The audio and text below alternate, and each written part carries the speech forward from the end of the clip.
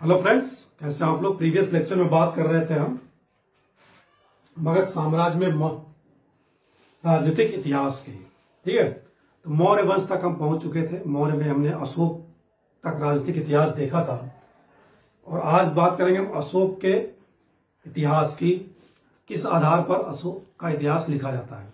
ठीक है, तो जो भी अभिलेख मिले हैं, जैसा माना जाता है कि बहुत सारे अभिलेखों की रचना क्या है, अशोक द्वारा कराई गई।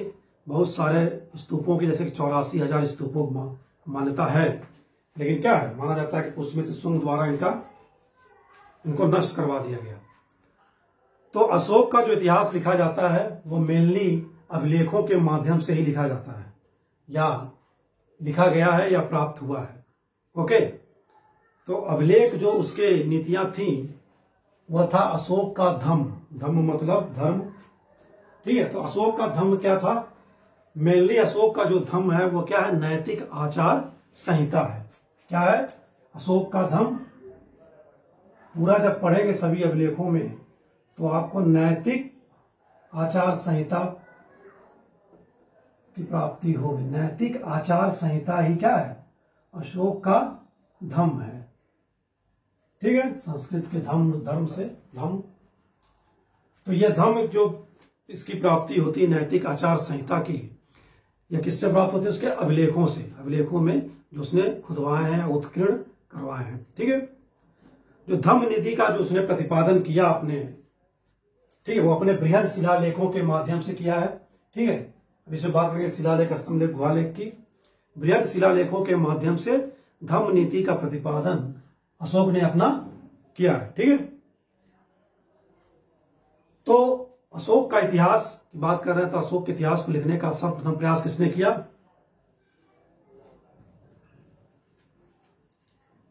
प्रयास किया था D.R. भंडारकर ने। किसने, याद रखेंगे, D.R. भंडारकर। सबसे पहले अशोक के स्तंभों के माध्यम से, अभिलेखों के माध्यम से अशोक का इतिहास लिखने का प्रयास किसके द्वारा किया गया, D.R. भंडारकर द्वारा। ओके, और जो सबसे पहला स्तंभ लेख प्राप्त हुआ, स्तंभ लेख, यहां स्तंभ लेख अभी नहीं लिखा है। ठीक है, आज के बाद हम करेंगे सिर्फ शिलालेखों की। तो सबसे पहला जो स्तंभ लेख प्राप्त हुआ 1750 में, किसने प्राप्त किया था 1750 में,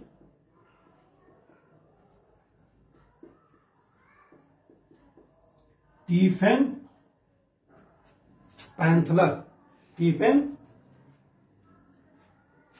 थेलर कहते हैं या पैंथलर, जो भी कहते हैं। ठीक है, स्टीफेन थेलर ने, कौन सा अभिलेख था, स्तंभ लेख, दिल्ली मेरठ। ठीक है, दिल्ली मेरठ। हालांकि इन्होंने बहुत प्रयास किया, क्या, दिल्ली मेरठ का स्तंभ लेख क्या है, पढ़ा जाए, लेकिन ये इसको पढ़ने में असफल रहे। तो पढ़ा किसने, सबसे पहले दिल्ली टोपरा स्तंभ लेख को 1837 में किसने पढ़ा, जेम्स प्रिंसेप ने। जेम्स प्रिंसेप ने दिल्ली टोपरा, ये सारे स्तंभ लेख दिल्ली लाए गए, किसके द्वारा, ये फेस्टी द्वारा, फिरोज शाह तुगलक द्वारा। उसकी बात मिडेवल में करेंगे। तो सबसे पहले अशोक का इतिहास पढ़ने का कार्य अभिलेखों के माध्यम से D.R. भंडारकर ने प्रयास किया, लिखा। 1750 में सबसे पहले दिल्ली मेरठ स्तंभ लेख की खोज की स्टीफेन थेलर ने। ठीक है, लेकिन वो पढ़ने में असफल रहे। सबसे पहले पढ़ा गया किसके द्वारा, जेम्स प्रिंसेप द्वारा 1837 में दिल्ली टोपरा स्तंभ लेख को। ठीक है, 40 स्तंभ अभिलेखों की प्राप्ति हुई है बात किसकी, अशोक की। ओके, 40। तो शिलालेख अभिलेखों की बात करें तो इसको 3 पार्ट में बांटा गया अशोक के शिलालेखों को। पहला शिलालेख, शिलालेख यानी कि रॉक एडिक्ट्स, जो पत्थर है उस पर क्या उत्कीर्ण किया गया, खुदाई करके, शिलालेख, पहला शिलालेख। ठीक है, दूसरा स्तंभ लेख यानी पिलर्स एडिक्ट्स, और तीसरा गुहा लेख यानी गुफाओं में जो उत्कीर्ण कराए गए हैं, जैसे सुदामा, कड़ चौपार, बराबरी, नागार्जुनी पहाड़ी पर, ठीक है, जहानाबाद जिला, बिहार। तो गुहा लेख यानी केव इंस्क्रिप्शंस। 3 अभिलेख प्राप्त होते हैं अशोक के। ओके, शिलालेख। शिलालेख में इसको भी 2 पार्टों में बांटा गया है। एक तो जो बहुत बड़े आकार में है, दीर्घ है यानी बृहद है, बृहद शिलालेख, दीर्घ शिलालेख, और दूसरा लघु शिलालेख जो छोटे आकार में है। ठीक है, तो दीर्घ शिलालेख जो बांटा गया उसमें 8 को रखा गया है, ये 8 लिखे हुए हैं। ठीक है, और लघु शिलालेख में 18 है। 18 पढ़ने की जरूरत नहीं है, हम इंपॉर्टेंट पढ़ेंगे। ओके, तो लघु शिलालेख कितने हैं? 18 हैं, याद रखेंगे। दीर्घ शिलालेख 8 है। सूची वाइज मिलाने के लिए कुछ भी पूछा जा सकता है, जैसे आरओ के पेपर में इस बार सूचियां बहुत थी। ठीक है, तो पूछा जा सकता है कि दीर्घ शिलालेख, लघु शिलालेख, ठीक है, और दीर्घ स्तंभ लेख, लघु स्तंभ लेख आगे दे सकता है। 5, 6, 8, 18 है, सूचियां मिलाने के लिए दिया जा सकता है। तो दीर्घ शिलालेख कितने हैं? बांटा गया 8, लघु शिलालेख 18। ओके, आज हम सिर्फ शिलालेखों की बात करेंगे और विदेशी शासकों की जो अशोक के क्या थे? समकालीन थे। स्तंभ लेख यानी जो पिलर्स पर लिखे गए, उत्कीर्ण कराए गए हैं, वो कितने हैं? जैसे लौरिया नंदनगढ़ वाला है, सारनाथ स्तंभ लेख इस पे अशोक वाला। ठीक है, इस टाइप के कितने हैं? 6 हैं। इसकी बात करेंगे, उसके ऊपर कौन कौन जानवर हैं, जैसे शेर हैं, बैल हैं उस पर। ठीक है, दीर्घ स्तंभ लेख 6 हैं, लघु स्तंभ लेख 5 हैं। ठीक है, और गुहा लेखों की बात करेंगे हम, ज्यादा नहीं है, 3, 4, 5 हैं जो क्या है? गुफाओं में उत्कीर्ण है। ओके, तो सूची मिलाने के लिए यहां से आ सकती है। अब देखते हैं हम लोग कौन कौन सा दीर्घ शिलालेख कितने हैं। दीर्घ शिलालेख 8 है। ओके, मेनली इन अभिलेखों की बात करें तो इनकी भाषा क्या है? भाषा याद रखेंगे प्राकृत है। क्या है? प्राकृत।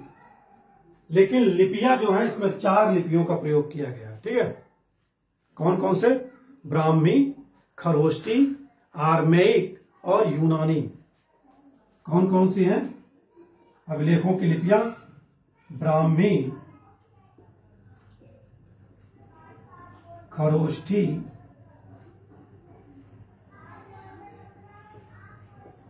आर्मेइक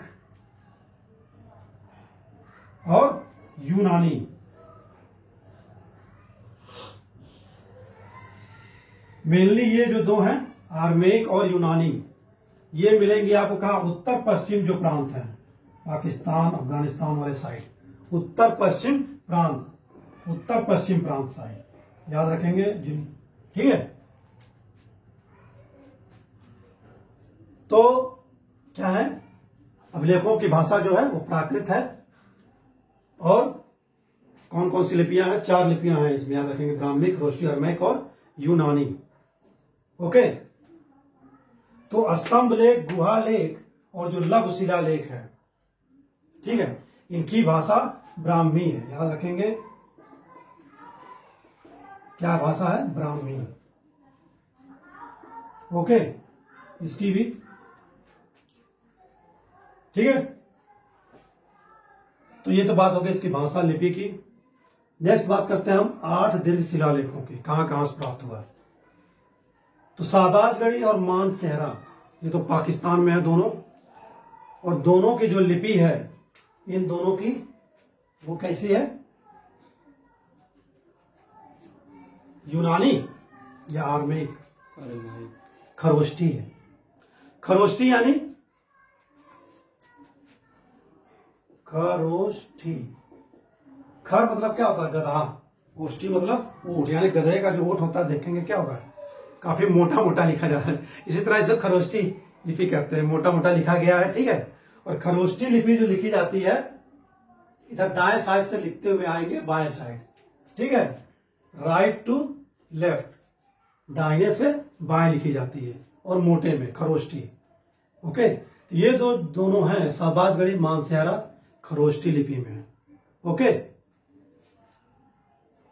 इसके अलावा एक और मिला, तक्षशिला से एक अभिलेख मिला जो आर्मेइक में है। आर्मेइक में तक्षशिला वाला याद रखेंगे, तक्षशिला अभिलेख आर्मेइक में है। और कंधार में जगह है सरेकुना। सरेकुना वो भी क्या है, द्विभाषी है। सरेकुना क्या है, याद रखेंगे, द्विभाषी अभिलेख है सरेकुना, ये द्विभाषी है। द्विभाषी यानी ये दोनों, आर्मेइक और यूनानी दोनों भाषाओं में इसमें लेख है। सरेकुना अभिलेख कंधार, ठीक है, कंधार अफगानिस्तान वाला। तो सरेकुना द्विभाषी अभिलेख है, एक मात्र अभिलेख है जो दो भाषाओं में है, यूनानी और अरेबिक में। ओके, ये तो बात हो गई इनकी। नेक्स्ट देखते हैं कालसी दीर्घ शिलालेख कहाँ है। कालसी कहाँ है, देहरादून में, उत्तराखंड। उत्तराखंड का लेटेस्ट करंट अफेयर्स क्या है, 2 दिन पहले ही उसने एक बिल पास किया, क्या, यूसीसी समान नागरिक संहिता बिल पास हो गया है। कहां, उत्तराखंड में, याद रखेंगे करंट अफेयर्स। गोवा के अलावा पहला राज्य है, गोवा में तो पुर्तगालियों ने लागू किया था, लेकिन उसके अलावा भारत का पहला राज्य कौन सा है, उत्तराखंड। 2 दिन हुए अभी उसको विधेयक पास किए हुए, ठीक है। कालसी देहरादून में है। गिरनार अभिलेख गुजरात में है। एर्रगुड्डी आंध्र प्रदेश में है। एर्रगुड्डी में दीर्घ भी है, ठीक है, और लघु शिलालेख भी है। जौगढ़ गंजाम जिला उड़ीसा में है। धौली पुरी जिला उड़ीसा में है। ओके, कि जो अभिलेख मिले हैं बड़े बड़े 8, इन पे क्या है, जो उत्कीर्ण किए गए हैं लेख, मैक्सिमम 14 लेख हैं, समान ही हैं सब में, ठीक है, सब में एक ही चीज लिखी हुई है। ओके, तो कुछ इंपॉर्टेंट लेख बात करेंगे। 1 से 14 तक लेख हैं, ये याद रखेंगे, सभी दीर्घ शिलालेख में 14 लाइन्स उत्कीर्ण हैं। तो मेन बात करें, जो प्रथम लेख है इसमें, पहला लेख, प्रथम लाइन की लेख, उसमें जो अशोक द्वारा बात की गई, मेनली क्वेश्चन पूछा भी गया है, इसमें पशुओं की, जीव जंतुओं की हत्या का क्या है, निषेध किया गया है। ओके, प्रथम लेख या प्रथम शिलालेख भी लिखा होता है। ओके, तो प्रथम शिलालेख में क्या है, या प्रथम लेख क्या, जीव हत्या का निषेध है। जैसे उस समय अशोक के जो पाकशाला होती है, क्या, रसोई घर, उसमें सैकड़ों जीव डेली काटे जाते थे। अशोक ने इसमें क्या किया, बैन लगाया और कुछ किया, जैसे कि अब 2 मोर और 1 मृग काटा जाएगा डेली, वो भी बाद में क्या है, बंद कर दिया जाएगा। तो जीव हत्या का जो निषेध किया गया, रोक लगाई, वो प्रथम अभिलेख में बात की गई इसकी। दूसरा लेख सत्य वचन की बात की गई। सत्य वचन सभी लोग बोले, राज्य की जनता सभी लोग। उसका वर्णन है, मनुष्य और पशु की चिकित्सा का वर्णन है। जहां जहां जो औषधियां नहीं मिलती है वहां पहुंचाने की बात की गई है, और पौधों, जड़ी बूटियों को लगाने की बात की गई। किसमें, द्वितीय लेख में या द्वितीय शिलालेख में मनुष्य एवं पशु चिकित्सा की बात की गई है। और मेन चीज, ये भी क्वेश्चन पूछा हुआ है, चोल चेर पांड्य, चेर यानी कि केरल पुत्र बात कर सकते हैं, ठीक है। चोल चेर पांड्य और जो ताम्रलिप्ति बंगाल वाला एरिया था, वहां के पड़ोसी राज्यों की जो बात वर्णन मिलता है, उसमें किसमें मिलता है, द्वितीय शिला लेख में, ठीक है। ये साउथ के सारे राज्य हैं, चोल चेर पांड्य। ओके, नेक्स्ट है छठा लेख, क्या है, छठा शिलालेख में एक अधिकारी की नियुक्ति की बात की गई, प्रतिवेदक। प्रतिवेदक की नियुक्ति, प्रतिवेदक कौन था, क्या काम था, कि जो भी जनता के क्या है, कल्याण से रिलेटेड कार्य है, सुविधाएं असुविधाएं जो भी हैं, उसकी सूचना देना सम्राट को, किसका काम था, प्रतिवेदक का। ये नए अधिकारी की नियुक्ति किसके द्वारा की गई थी, अशोक द्वारा, छठे लेख में। ओके,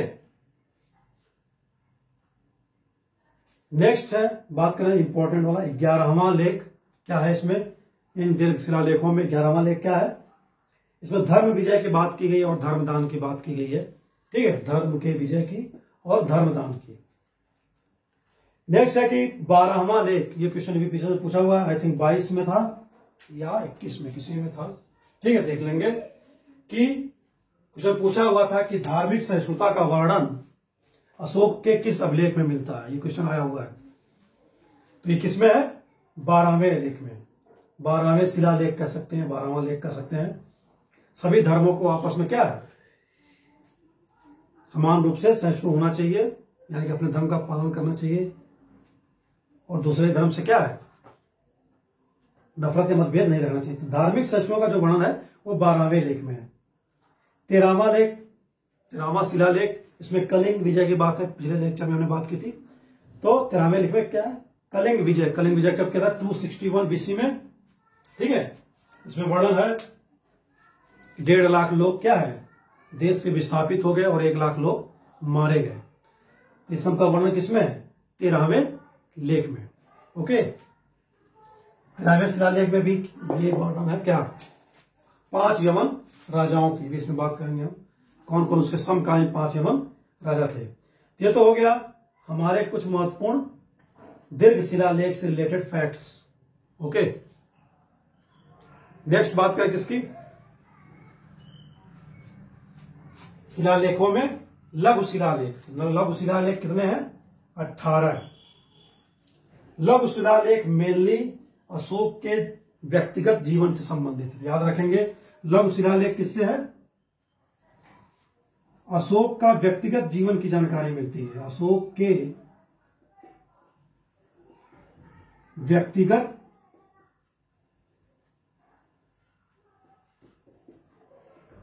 जीवन की जानकारी है। इसमें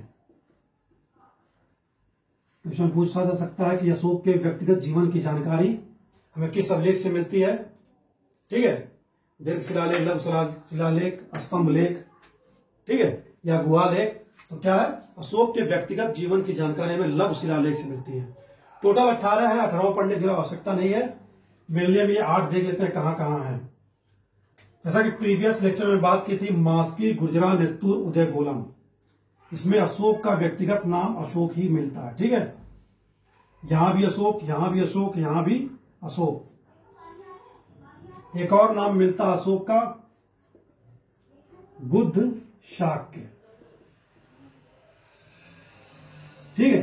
तो बुद्ध शाक्य केवल और केवल कहां यूज हुआ अशोक का नाम,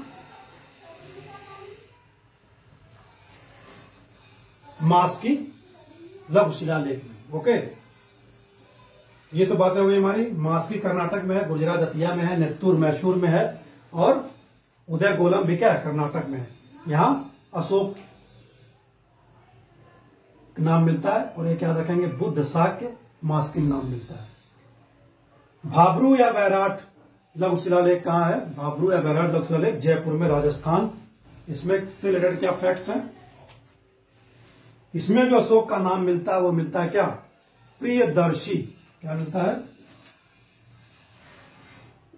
प्रियदर्शी। और इस लघु शिलालेख में बुद्ध, धर्म और संघ का भी वर्णन है। किसका, बुद्ध, धम्म और संघ, ठीक है। बुद्ध, धम्म और संघ का वर्णन किस लघु शिलालेख में है, तो भाबरू या वैराट, यानी कि जयपुर मत्स्य क्षेत्र वाला एरिया, ठीक है, जो 16 महाजनपद थे। एर्रगुड्डी, एर्रगुड्डी कहां है, आंध्र प्रदेश में है। तो इसकी जो भाषा बात की गई, इसमें जो लिपि प्रयोग किया गया है वो कौन सा है, एक अलग है, बुस्ट्रो फेदन लिपि, याद रखेंगे। तो लिपि जो है इसमें बुस्ट्रो फेदन लिपि, क्या होती है लिपि,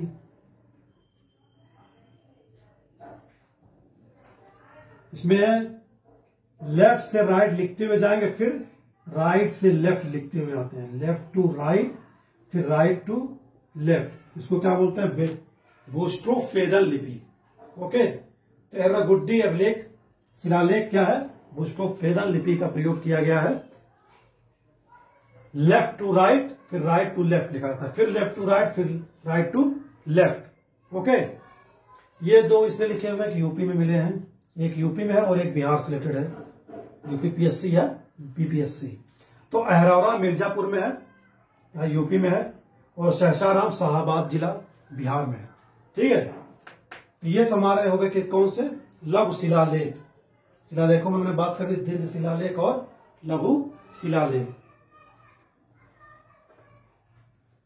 धौली और जो जौगढ़ है, इसमें जो है हमने अभी बात की कि टोटल 14 लेख उत्कीर्ण है सब में, लेकिन धौली और जौगढ़ दो ऐसे हैं जिसमें क्या है 11वां 12वां और 13वां लेख नहीं मिलता है। कहां पे? धौली और जौगढ़ में, याद रखेंगे, मतलब वहां 10 लेख ही है। ठीक है, यहां 11वां 12वां और 13वां लेख क्या है? लेख नहीं है। तब क्या है? सभी मनुष्य मेरी संतान है, ये भी अशोक ने कहा गया था। इनके अलावा क्या है? 2 पृथक लेख का उत्कीर्ण करवाया गया अशोक द्वारा, 2 पृथक लेख।